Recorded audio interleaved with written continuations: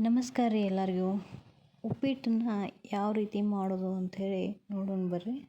ಮೊದಲಿಗೆ ನಾವು ಉಪ್ಪಿಟ್ಟಿಗೆ ಕಡಲೆಬೇಳೆ, ಆಮೇಲೆ ಉಳ್ಳಾಗಡ್ಡಿ, ಕರಿಬೇವು, ಹಸಿಮೆಣಸಿನ್ಕಾಯಿ, ಕೊತ್ತಂಬರಿಯನ್ನು ತೊಗೊಂಡೇನಿ ರೀ. ಇಲ್ಲಿ ಒಂದು ಬಾಣಲಿಗೆ ಗಾಂಧ ಎಣ್ಣೆನ ಕಾಯಕ್ಕಿಟ್ಟೇನಿ ರೀ. ಗಾಂಧ ಎಣ್ಣೆ ಕಾದ ನಂತರ ರೀ ಇದಕ್ಕೆ ನಾನು ಸಾಸಿವೆ ಹಾಕ್ತೇನೆ ರೀ.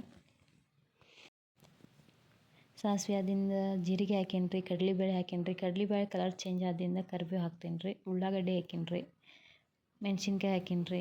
ಉಳ್ಳಾಗಡ್ಡಿ ಕಲರ್ ಚೇಂಜ್ ಆಗೋ ಮಟ್ಟ ಎಣ್ಣೆಯಲ್ಲಿ ಬಿಡ್ರಿ. ನೋಡಿರಿ, ಉಳ್ಳಾಗಡ್ಡಿ ಕಲರ್ ಚೇಂಜ್ ಆಗ್ಯಾವ್ರಿ. ಇವಾಗ ನೀರು ಹಾಕ್ತೀನಿ ನೋಡಿರಿ.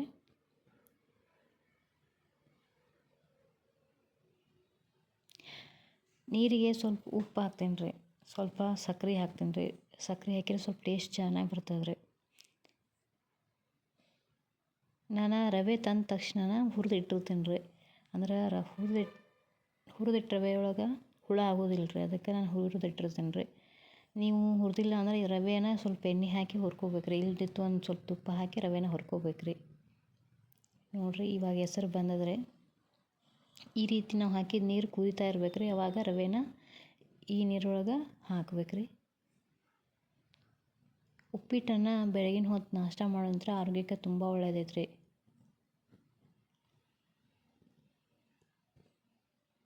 ಉಪ್ಪಿಟ್ಟು ಬೆಳಗಿನ ಜಾವ ತಿನ್ನೋದಂತ್ರ ರೀ ಹಾರ್ಟ್ ಪ್ರಾಬ್ಲಮ್ ಬರೋದಿಲ್ಲ ರೀ. ಆಮೇಲೆ ತೂಕ ಕಡಿಮೆ ಆಕೈತೆ ರೀ. ರವೆನ ಸ್ವಲ್ಪ ಹಾಕ್ರಿ, ಅಂದ್ರೆ ಅದು ಗಂಟು ಆಗೋಲ್ಲ ರೀ. ಇಲ್ಲಾಂದ್ರೆ ಅದು ಗಂಟು ಆಗ್ತದೆ ರೀ. ನೋಡಿರಿ, ನಾನು ಸ್ವಲ್ಪ ಹಾಕತ್ತೀನಿ ರೀ. ಜಾಸ್ತಿ ರವೆ ಹಾಕಕ್ಕೆ ಹೋಗ್ಬೇಡ್ರಿ, ಜಾಸ್ತಿ ಗಟ್ಟಿ ಆಗ್ತದೆ.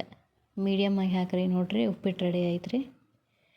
ಈ ವಿಡಿಯೋ ನಿಮ್ಗೆ ಇಷ್ಟ ಆದ್ರೆ ಲೈಕ್ ಮಾಡಿರಿ, ಸಬ್ಸ್ಕ್ರೈಬ್ ಮಾಡಿರಿ. ಇನ್ನಷ್ಟು ವಿಡಿಯೋಗಳಿಗಾಗಿ ನಮ್ಗೆ ಸಪೋರ್ಟ್ ಮಾಡಿರಿ. ಧನ್ಯವಾದಗಳು ರೀ.